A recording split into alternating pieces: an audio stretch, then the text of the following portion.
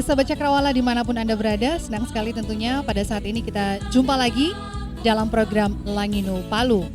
Baik Sobat Cakrawala, seperti biasa Sobat Cakrawala kita jumpa dalam program Langino Palu ini adalah kerjasama Radio Cakrawala dengan pemerintahan setempat sebagai dedikasi dan publikasi sumber daya manusia dan juga sumber daya alam khususnya yang ada di Sulawesi Tengah.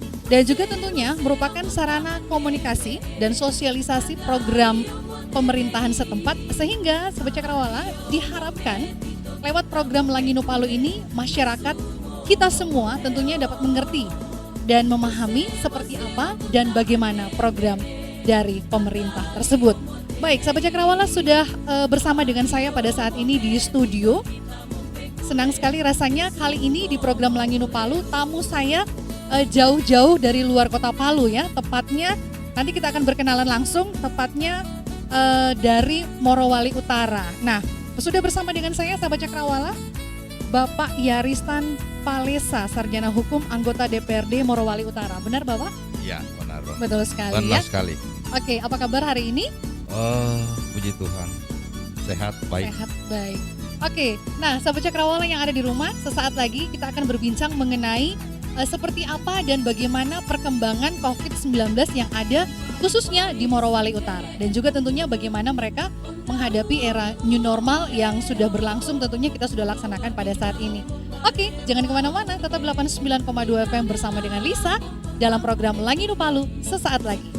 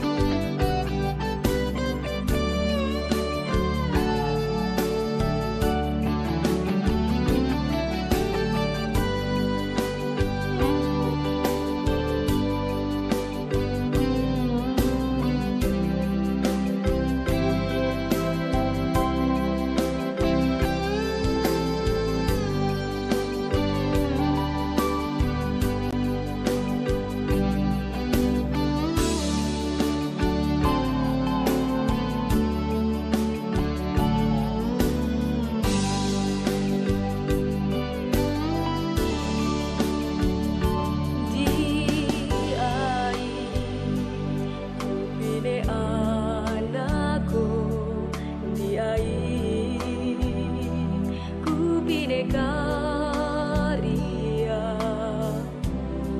ini anu rodoa ka maramba witamori witaninaku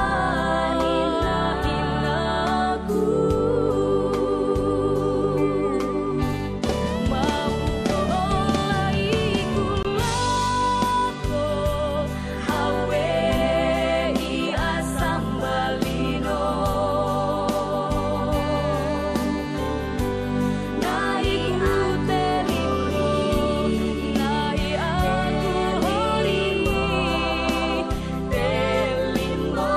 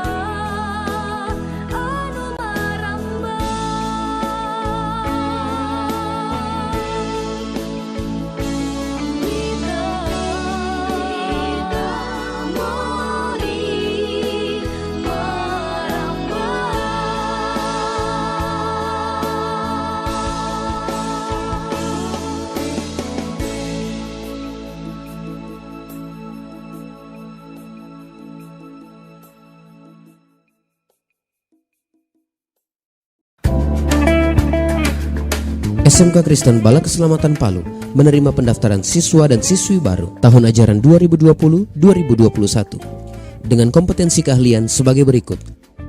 1. Teknik kendaraan ringan otomotif atau TKRO, melatih siswa terampil menguasai motor bensin dan diesel dan terlatih untuk servis berbagai kendaraan.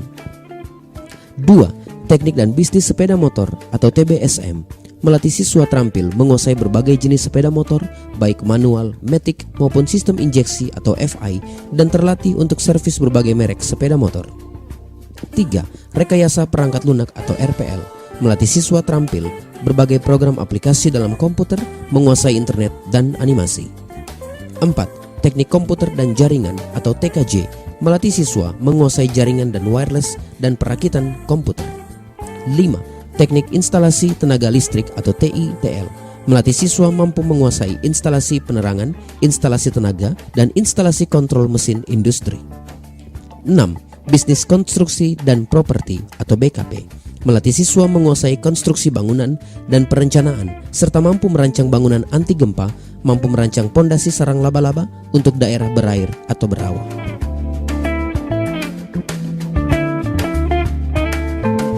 SMK Kristen Bala Keselamatan Palu memiliki fasilitas sebagai berikut. 1. Memiliki gedung sendiri dan bertingkat.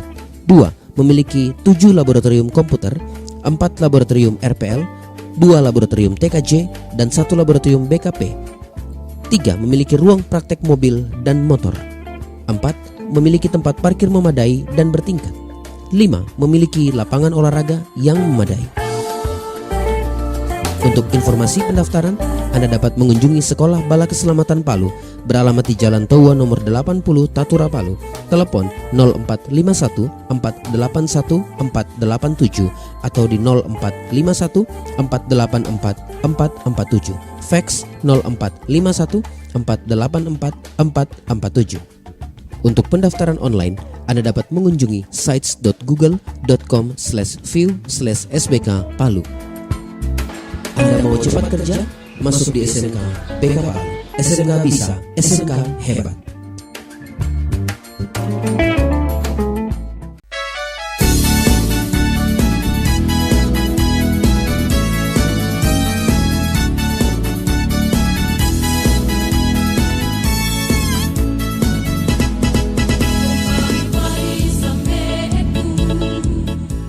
Oke, baik sahabat Cakrawala, kembali lagi bersama dengan Lisa dalam program Langino Palu, dan saya langsung saja berbincang-bincang dengan Bapak yang langsung hadir dari Morowali Utara nih, Bapak Yaristan Palesa, Sarjana Hukum.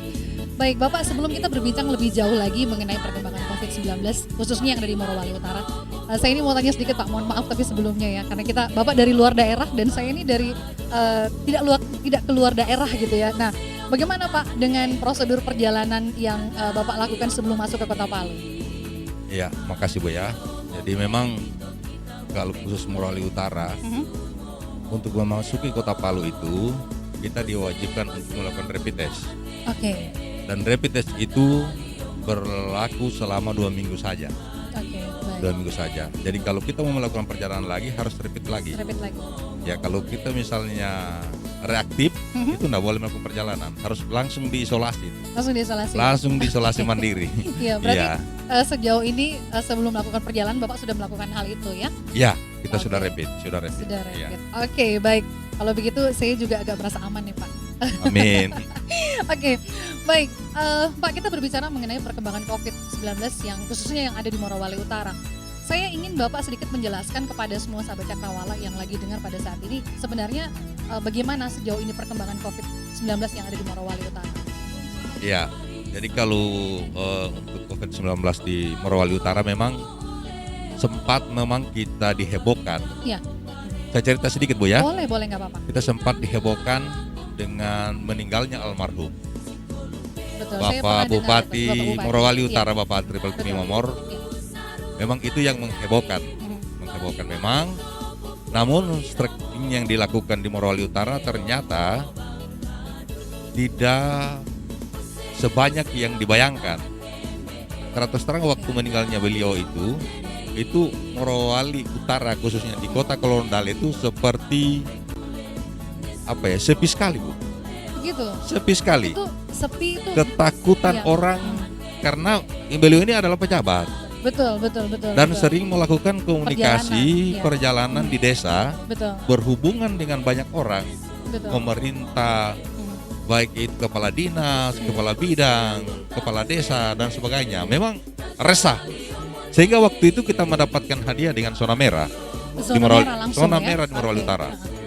Itu berlangsung sekitar beberapa bulan saja.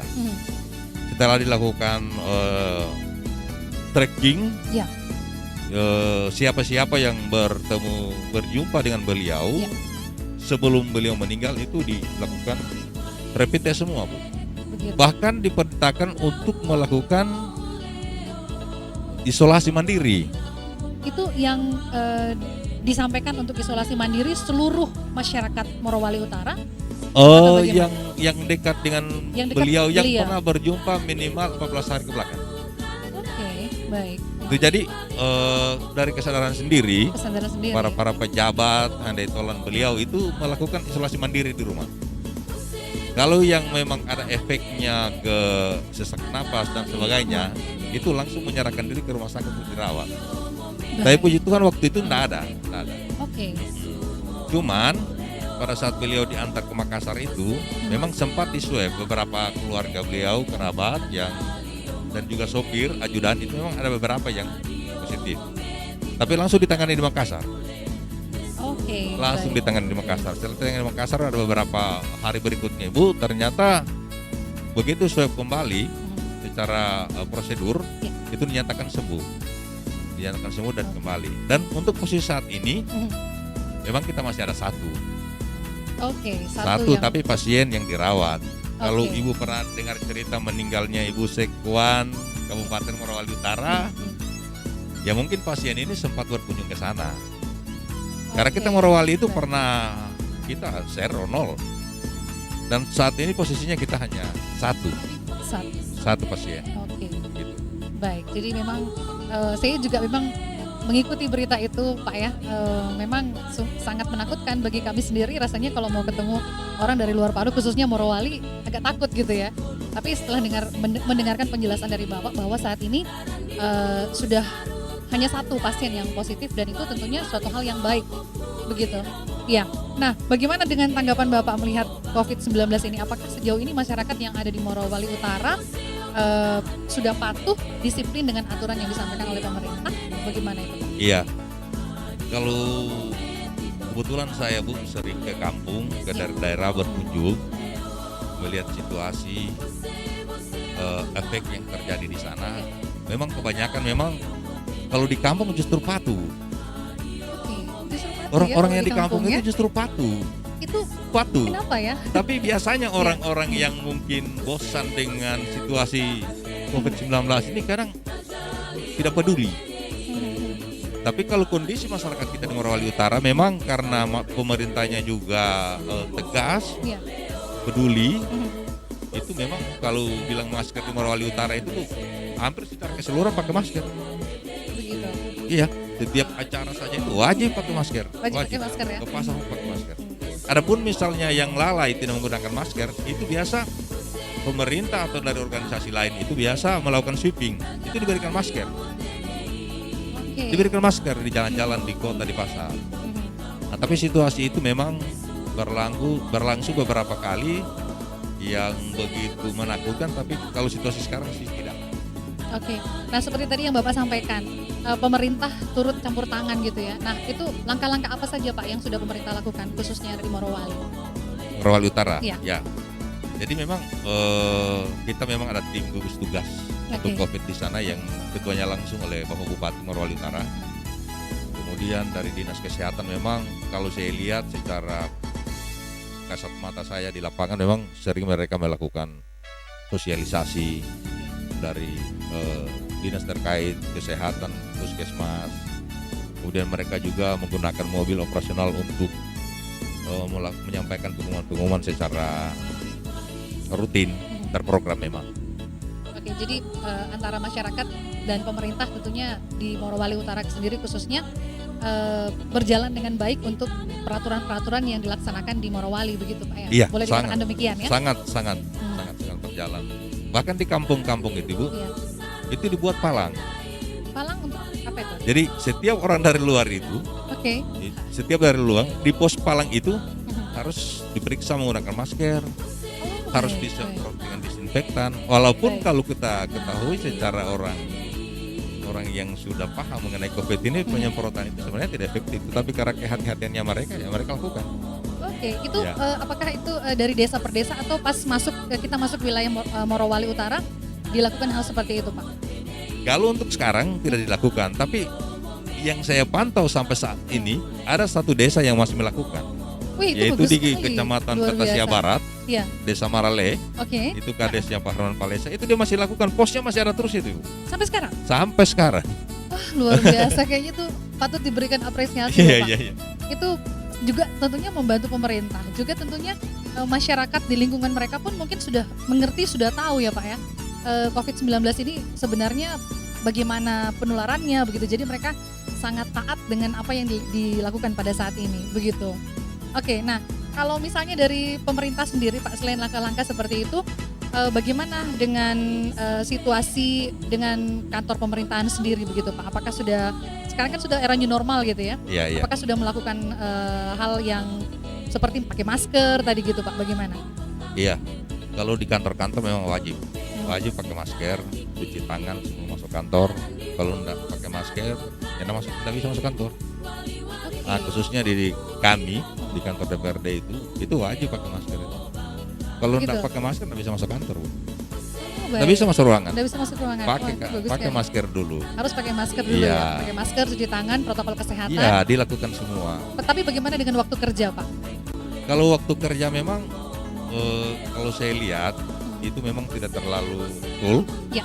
Tetapi dengan kondisi sekarang era new normal ini ya dilakukan sesuai dengan anjuran pemerintah, karena ada beberapa daerah yang bisa Ya. melakukan pekerjaan sesuai dengan aturan pemerintah, ada juga yang tidak ini. Tapi kalau untuk Merauke Utara kan saya pikir sudah masuk zero kan. Sudah bisa dibilang seperti itu ya, Iya, sudah masuk sudah zero. bisa. Jadi kabar kantor pun sudah normal. Sudah. Normal. Kalau untuk ke depan kira-kira kekhawatiran apa nih Pak yang menurut Bapak sendiri yang Bapak khawatirkan dengan era new normal, kalau ke depannya itu bagaimana? Iya, karena orang sudah bosan kayaknya dengan situasi ini. Di rumah terus gitu ya. Di rumah terus, kemudian Iya. diisi kepala ini dengan ketakutan yang berlebihan, Hmm. sehingga begitu dengan era new normal ini, saya takutnya masyarakat kebablasan, Bu. Setuju Pak, Kebablasan. setuju. Saya Iya. contohkan ya, seperti saya di Palu ini ada beberapa hari. Hmm. Saya lihat jarang sekali pakai masker ya. Gitu ya. Inilah salah satu kebablasan yang tidak menjaga diri dan diri orang lain. Betul. Ini kan masker ini menjaga kita, bukan? Dan Setuju. menjaga orang Ya, lain orang kan? lain, betul. Iya kan? Iya. Jadi artinya new normal ini jangan kita salah tanggapi bahwa ini COVID tidak ada lagi. Tidak boleh begitu. Ini kan Iya. cuma perubahan gaya saja kita. Betul. Iya kan, yang harus kita lakukan. Hmm. Mungkin dulu kita tidak pakai masker, ya sekarang kita pakai masker. Betul. Kan begitu, jangan kita kebablasan. Karena kalau tidak, kita lihat saja tren untuk angka COVID di Indonesia kita kan luar biasa. Terus bertambah malah Pak. Cina berapa? Hmm. Wuhan berapa yang memang awalnya sumber dari sana. Bahkan kita sudah melebihi dari 100.000, hampir 200.000 kan.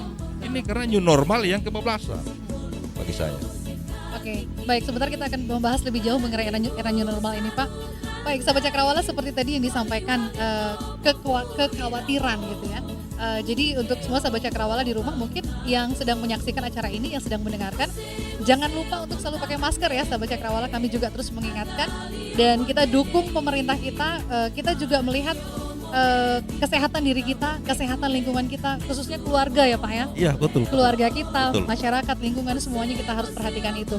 Oke, jangan kemana-mana, sesaat lagi saya masih akan balik lagi menemani sahabat Cakrawala di program Langino Palu. Momentito kita mompekule Nesumo mo oleo.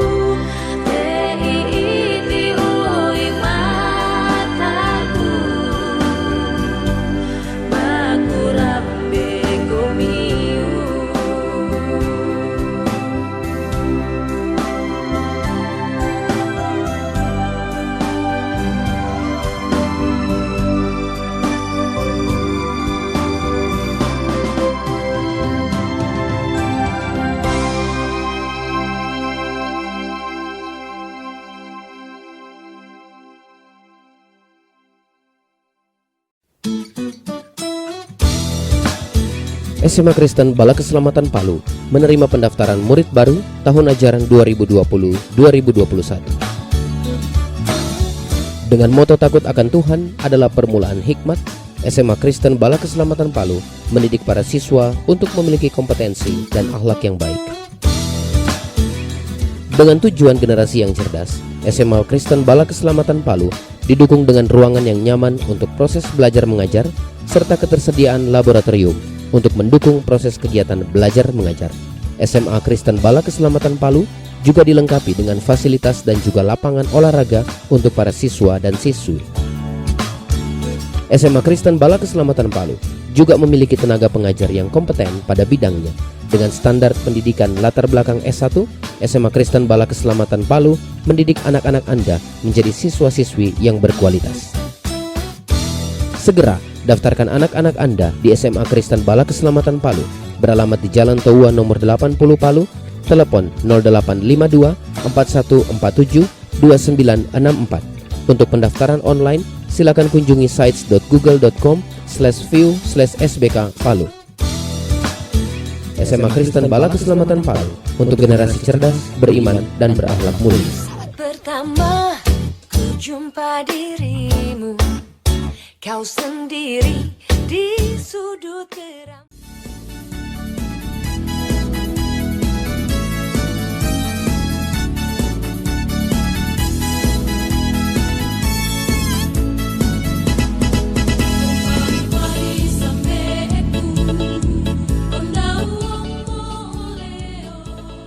Oke, 89,2 FM balik lagi masih bersama dengan Lisa dan juga tentunya dengan Bapak yang langsung datang dari Morowali nih ya, Bapak Yaristan Palesa Sarjana Hukum yang masih tetap terus menemani sahabat Cakrawala. Ini jauh-jauh dari Morowali Utara, tentunya kita ingin mendengarkan. Tadi sudah disampaikan banyak bahwa awalnya bagaimana kita melihat ketakutan-ketakutan yang ada di Morowali Utara dengan meninggalnya Bapak Bupati ya Pak ya.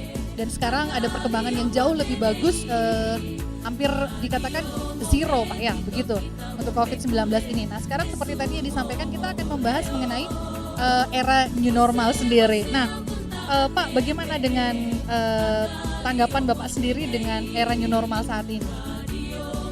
Iya, jadi perubahan hidup ini memang termasuk salah satu pilihan. Suka atau tidak suka, kita harus lakukan new normal ini. Betul. Kalau prinsip saya, kita tidak bekerja juga kita mati, Ya. kita kerja juga kita mati. Begitu. Semua Tuhan yang atur. Oleh sebab itu, marilah kita melihat new normal ini sebagai hidup baru, tetapi tetap berharap dan berpikir bahwa kehidupan ini suka atau tidak suka kita harus lakukan selagi kita masih ada di dunia ini. Jadi artinya apa? Jangan kita kebablasan seperti saya sampaikan di awal tadi. Jangan seperti orang kita dari keluar penjara, menikmati menghirup udara yang segar, ya tidak mengikuti aturan-aturan yang ada, sehingga membahayakan orang lain, membahayakan keluarga kita. Betul. Nah, kalau kita mau lihat dari segi ekonominya, memang ini hancur-hancuran, Bu. Kalau kita tidak lakukan new normal ini, hidup baru ini, cara hidup baru, ini ekonomi hancur. Hancur pasti, Bu. Hancur. Ya, saya setuju. Apalagi dana dari pusat sampai ke daerah itu difokuskan untuk penanganan COVID. Bahkan dana-dana untuk pengembangan ekonomi masyarakat di pertanian itu kebanyakan terserap ke penanganan COVID. Ya.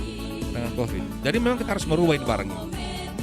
Ya, kita berdoa khususnya saya di Morowali Utara, mudah-mudahan dengan new normal ini pembagian dana dari pusat itu melalui bagi hasil dan sebagainya bisa merata, bisa dipetakan supaya kita bisa bangkit lagi. Karena Morowali Utara itu dengan PAD yang terbatas, dengan kondisi setelah COVID ini memang banyak PAD yang tidak terserap dengan baik. Orang tidak kerja, bukan perusahaan tutup, hancur-hancur lah. Tapi kalau berbicara untuk Morowali Utara, mereka memang di suasana COVID pun mereka masih bekerja, aktivitas masih. Karena kami kan di kampung, Bu, Iya. di kota, gitu. Masih tetap bekerja dan tentunya kita harapkan pandemi dan juga di era new normal ini ekonomi tetap berjalan dengan baik. Nah, sedikit saya minta Bapak menjelaskan ada nggak perbedaannya sebelum pandemi dan saat ini untuk ekonomi sendiri yang ada di Kabupaten Morowali? Ya kalau kita lihat secara kasat mata ya Bu, karena di sana memang kebanyakan mayoritas pekerja itu petani sawah, tani nelayan. Memang kesehariannya dampaknya besar sekali ya Pak. Kalau dari aktivitas sih tidak terlalu, karena mereka tetap kerja di sawah, kemudian tetap nelayan, cari ikan dan sebagainya. Cuman yang berpengaruh itu adalah kekhawatiran konsumen untuk membeli produk. Itu saja sebenarnya. Begitu yang terjadi ya. Iya. Kekhawatiran konsumen untuk membeli produk. Iya, karena takutnya nanti kita beli di situ, jangan-jangan corona dan sebagainya. Itu saya sebenarnya. Tetapi dengan perubahan new normal ini, konsumen sudah keraguannya sudah menurun lah, tidak seperti pada saat pandemi. Orang sudah mulai berani. Nah bahkan ada yang saya lihat berubah di Morowali Utara adalah proses jual belinya itu sudah seperti di kota Bu. Itu sudah online, itu sudah diposting di FB, barangnya diantar sampai depan rumah. Kalau dulu kan kita langsung ke ini kan, ke penjual. Sudah terjadi juga di sana. Iya, online. terjadi sekali. Saya pun heran, kita pesan jus alpukat itu bisa online itu, diantar ke depan rumah saja. Itu kemajuan, itu salah satu hal positif mungkin dari pandemi Iya, ya. dan itu saya pikir membantu perputaran ekonomi berkembang. Iya, betul. Karena pakai ongkir kan juga itu. Iya, betul. Ya mungkin ada ongkir juga. Saya kaget juga karena kita di kampung Bu ya. Oh iya. Ya kalau di sini kan di Biasa, kota itu kan aplikasinya kan Aplikasi banyak, ada, Grab apa dan sebagainya. Iya, Kalau di betul. sana tiba-tiba ya melalui FB Bu, Luar jual biasa es itu buah, perkembangan. jual sayur. Iya, terus dampak dari itu juga akhirnya ekonomi berjalan dengan baik ya? Iya, Oke. iya. Karena ada saya pikir pekerjaan baru kan. Iya, betul. Pekerjaan baru. Mungkin ibu-ibu dulu jual kue di depan dah laku, sekarang Iya. dia posting ke FB di media.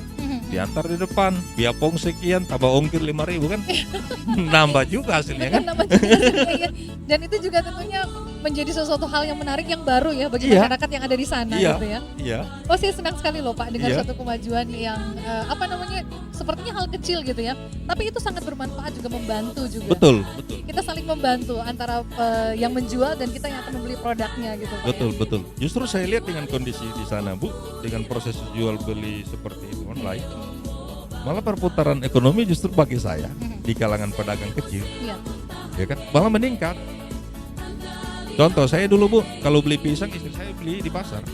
Harus ke pasar sekarang. Iya, harus ke pasar. Iya. Tetapi dengan era new normal ini setelah pandemi, itu jenis pisang itu sudah mulai kita lihat semua jenisnya di FB itu. Iya, Sekian betul. ini pisang, Iya, ini kan iya. otomatis kita tertarik kan membelinya Bu. Betul. Sekarang kan kalau misalnya kita suruh istri saya, "Ma, tolong belikan saya Iya. pisang di pasar." Kita kan tidak lihat barangnya jenisnya apa, tapi setelah kita lihat di posting kan luar biasa. Saya mau ini, otomatis kan berputar Bu Iya, kan. betul. Wah, Ya luar biasa lah. luar biasa ya, kemajuan ya Pak ya. Iya. Oke, memang ada di tengah pandemi saat ini dengan era new normal ada hal positif yang kita bisa dapatkan Pak. Nah, bagaimana dengan kalau dari pandangan Bapak sendiri, masyarakat yang ada di Morowali Utara menghadapi era new normal, bagaimana dengan kesiapan mereka? Ya Masyarakat memang. yang ada di sana. Ya. Jadi kalau di kalangan pemerintah memang tetap menyampaikan bahwa ini adalah era baru yang perlu kita jalankan untuk menyambung hidup, untuk kembali memulihkan ekonomi kita di sana. Dengan catatan tetap kita harus mengikuti anjuran pemerintah, masker dan sebagainya. Kemudian dari masyarakat memang mereka melihat bahwa ini harus kita lakukan. Kalau tidak ekonomi tidak pulih. Keluarga kita tidak mau makan. Jadi kesiapan di sana memang saya lihat suka atau tidak suka Harus dilaksanakan. Dan masyarakat saya lihat juga pahami situasi, sangat pahami. Apalagi mungkin karena mereka banyak nonton TV, Betul. ada obat sudah ditemukan, kemudian nanti kedepannya akan diproduk antivirus dan sebagainya. Kemudian juga cara menanggulangi COVID-19 ini mereka sudah sangat paham. Sudah sangat. Jaga fisik, Iya. kesehatan, istirahat yang cukup, minum vitamin. Mereka tidak terlalu panik lah. Makan makanan yang sehat. Ya, gitu makan makanan yang sehat. Yang terbaik berminyak katanya. Oke, nah itu tadi dari sisi masyarakat. Bagaimana dengan pemerintahan sendiri Pak? Selain tadi Bapak katakan selalu memberikan informasi, edukasi gitu. Kesiapan apa lagi yang dilakukan pemerintah Kabupaten Morowali Utara dalam menghadapi era new normal? Iya, jadi kalau untuk Langkah-langkah. kalau pemerintah sih memang kemungkinan besar menyangkut program Program pemerintah. akan banyak ke depan dialihkan ke peningkatan ekonomi. Oke. Peningkatan ekonomi baik itu jalan tani yang berhubungan dengan produksi, kemudian jalan-jalan yang berhubungan dengan mendekatkan masyarakat ke pasar dan sebagainya, itu akan diprioritaskan itu untuk pemulihan ekonomi. Sebenarnya kalau tidak dilakukan pemilu kada Ya. di tahun 2020 ini, itu memang dana-dana yang disiapkan ke KPU kita akan alihkan untuk dana pemulihan ekonomi di Morowali Utara. Tapi kita berharap, saya juga terima kasih melalui siaran ini, mudah-mudahan pemerintah pusat melihat Ya. dan menonton situasi ini supaya bisa juga membantu daerah-daerah yang belum maju, khususnya dalam pembagian anggaran untuk pemulihan ekonomi di daerah kita ini, khususnya di Sulawesi Tengah. Karena ini penting, Bu. Betul. Karena dana kemarin terlalu banyak terserap untuk penanganan COVID, sehingga untuk peningkatan ekonomi masyarakat itu bahkan terpangkas habis. Jadi sehingga saya contohkan saja, misalnya kita di Morowali Utara itu, Bu, itu adalah satu desa yang memang produk penyandang beras, khususnya di Kabupaten Morowali Utara, di Desa Togo itu kan banjir terus. Banjir. Itu kalau hujan saja tenggelam sawahnya itu. Ada beberapa desa tenggelam. Padahal mereka sebagai Ya, penghasil iya. Itu memang beras. di situ yang adalah nih kita lumbung pangannya kita, khusus padi di Morowali Utara itu daerah itu, Oke. di Kecamatan Petasia Barat. Hmm. Sebelum pandemi itu almarhum Pak Tripel itu sudah memprogramkan untuk tanggul, Iya. kemudian pendingginan badan jalan menuju daerah itu supaya ketika panen tidak melewati banjir lagi. Tetapi dengan COVID ini terpangkas anggaran itu. Nah, Oke. otomatis kan ekonomi tidak bisa. Iya, betul. Iya, beras akan mahal karena kebanyakan beras dari Kalau selatan. beras sekarang berapa, Pak? Kalau kemarin menurut informasi istri saya, Iya. ada yang bervariasi, Bervariasi. Bu. Ada yang 600.000 per karung, ada yang 550. Karena beras ini kebanyakan dari selatan, Bu. Oh, begitu. Selatan. Karena kantong-kantong kita yang kita harapkan di sana yang bisa mengimbangi harga beras itu adalah di daerah tadi itu, di Desa Togo dan sekitarnya itu. Situ. Dengan masih banjir. Kemarin saja, Bu, ada beberapa daerah yang banjir itu, tenggelam sawahnya itu. Waduh. Tenggelam, ada beberapa desa. Oke. Bahkan gagal panen, Bu. Gagal panen ya. Panen. Ya, tentunya harapan kita ke depan pemerintah seperti yang Bapak sampaikan, Iya, memperhatikan hal yang seperti itu, apalagi itu sebagai salah satu desa sebagai penghasil beras yang juga tentunya membantu masyarakat yang ada di sana. Pasti berasnya juga ini ya, Pak, bisa keluar kota juga ya? Iya. Langsung begitu ya? Bisa. Oke. Dan itu tentunya harapan kita bersama lewat mungkin dengan era new normal ini tetap terbantu ya, Pak, tetap diperhatikan ya. Amin. Begitu. Itu harapan. Harapan kita tentunya, harapan kita bersama. Oke, baik sahabat Cakrawala, tetap 89,2 FM bersama dengan Lisa, masih dalam program Langino Palu.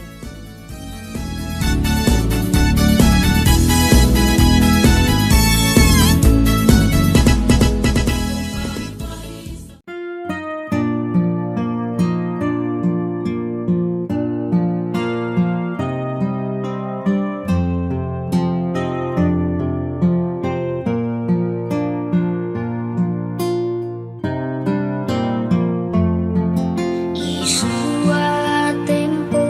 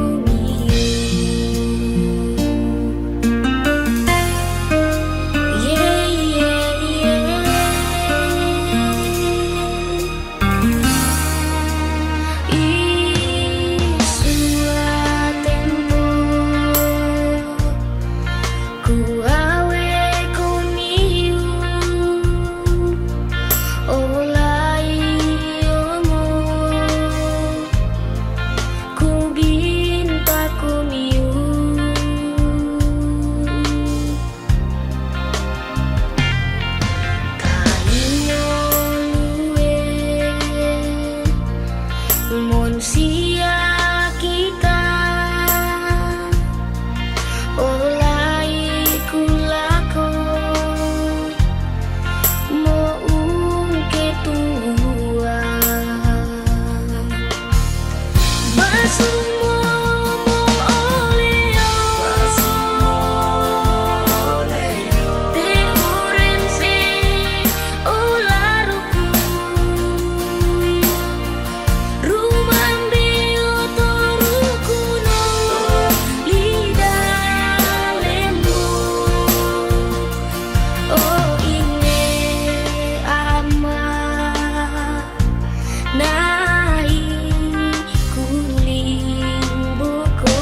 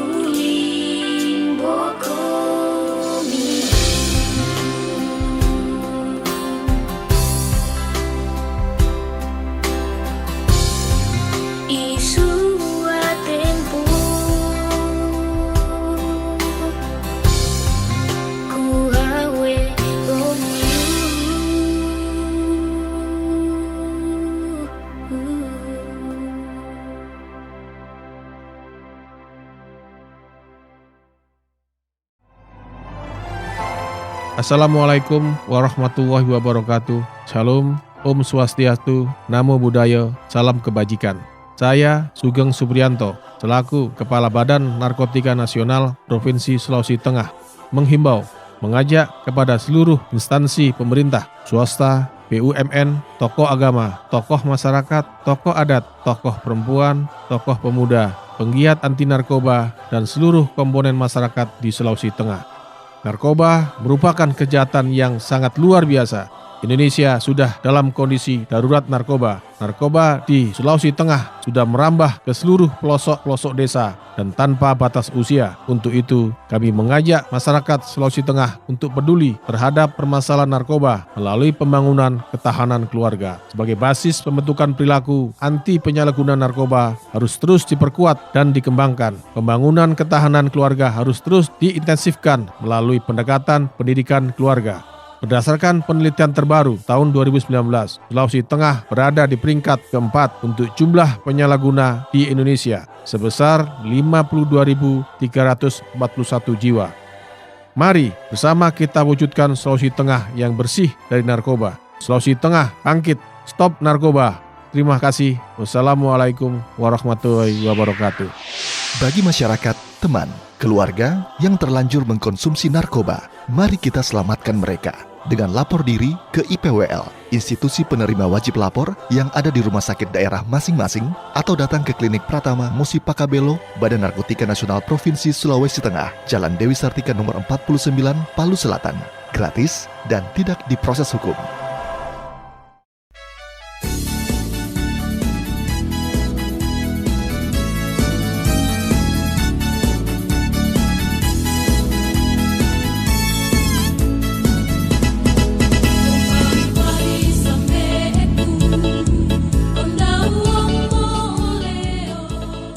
Baik sahabat Cakrawala, masih tetap bersama dengan Lisa dalam program Langino Palu.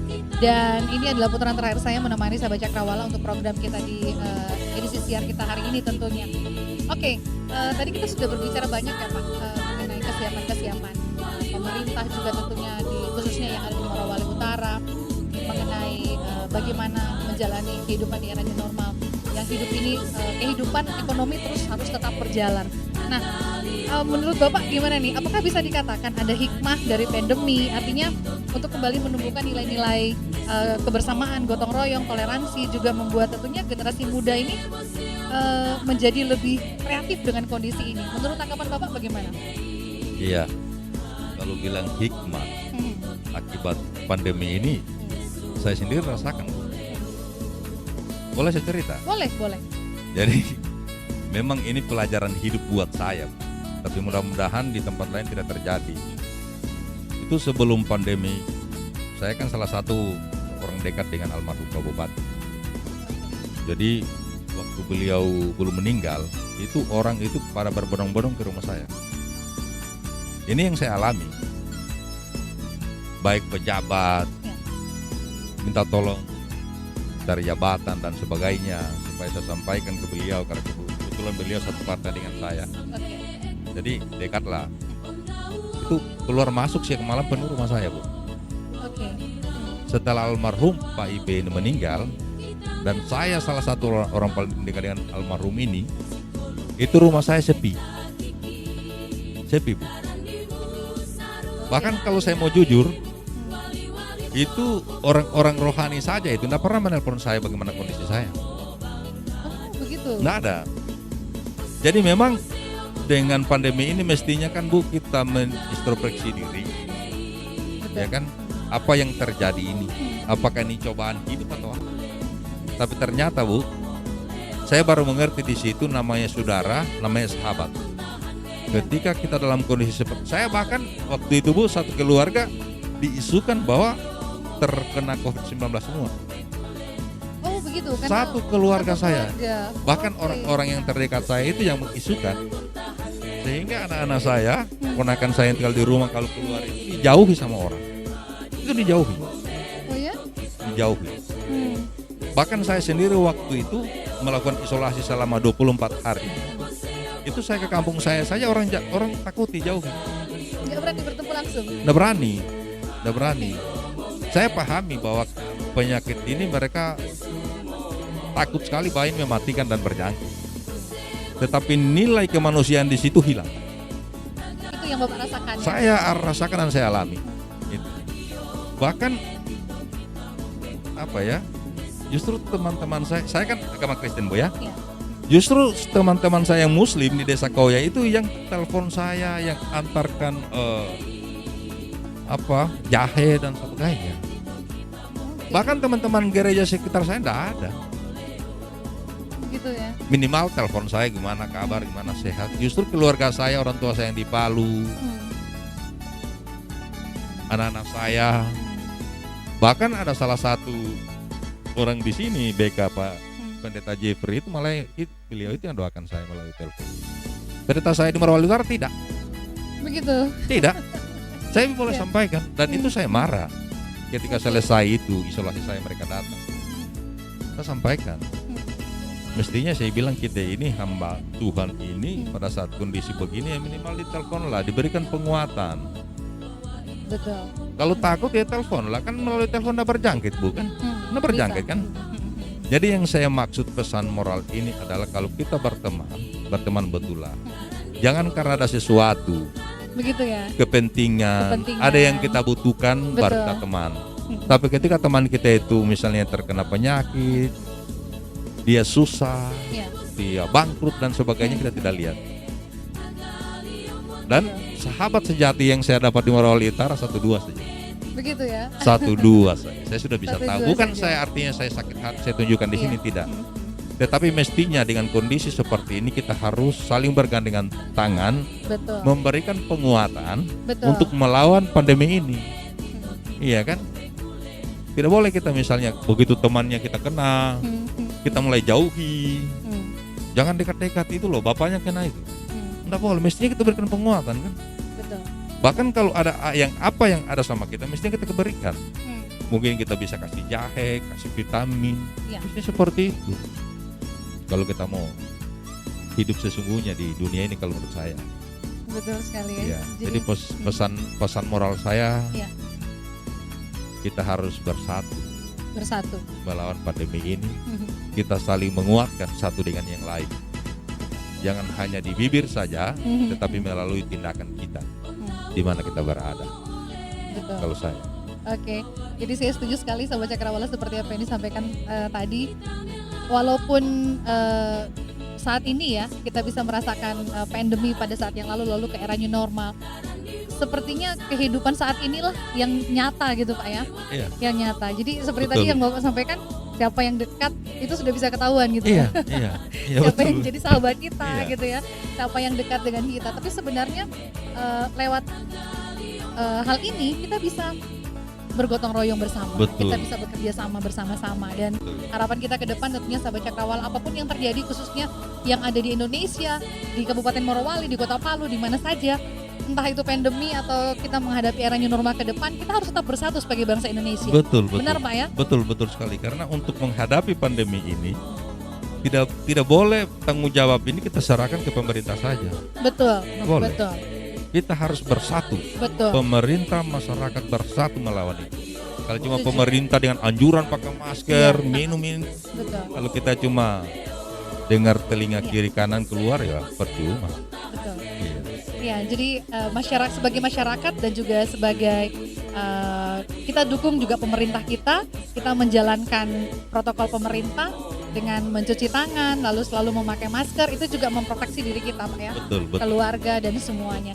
Dan juga tentunya harapan kita semua bersama Kabupaten Morowali akan semakin maju Pak. Morowali Utara. Ya, Morowali Utara Iya, akan iya. semakin maju, Amin, amin. ekonominya juga semakin maju ke Amin. depan dan kita berharap COVID-19-nya seperti yang Bapak sampaikan tadi di awal bisa menjadi zero ya. Amin. Amin. Oke deh, baik Sahabat Cakrawala. Terima kasih banyak loh Pak kehadirannya jauh-jauh dari Morowali Utara, mampir ke Radio Cakrawala. Suatu kehormatan tentunya bagi kami bisa langsung berkenalan langsung dengan Iya, Bapak di pagi saya juga hari. terima kasih loh Bu dikasih kesempatan di Oke. sini. Oke, baik Sahabat Cakrawala, terima kasih banyak untuk perhatian Anda. Tentunya kita jumpa lagi nanti di lain kesempatan dalam program Langino Palu. Terima kasih dan sampai jumpa.